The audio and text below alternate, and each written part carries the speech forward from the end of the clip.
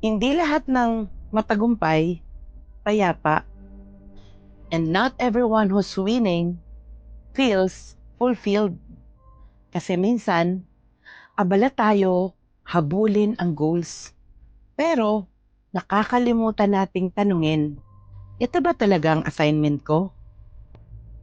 Success is not just about pressure, deadlines, or numbers. Real success is living in alignment with your God-given purpose.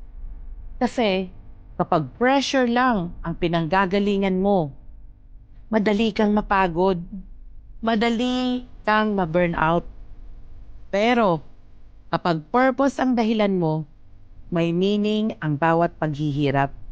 May direksyon kahit pa mahirap at may joy kahit hindi perfect ang result. In business, in life, in service, purpose will keep you going even when pressures tells you to quit.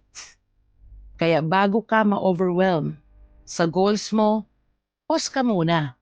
Balikan mo, bakit ko nga ba ito ginagawa? Comment I choose purpose. Kung gusto mong bumangon bawat araw, hindi lang para magtagumpay, kundi para tuparin ang dahilan ng Diyos sa buhay mo. This is V Sabulaw, aka Figure V, I rise, I transform, I lead. See you at the top. God bless. Bye!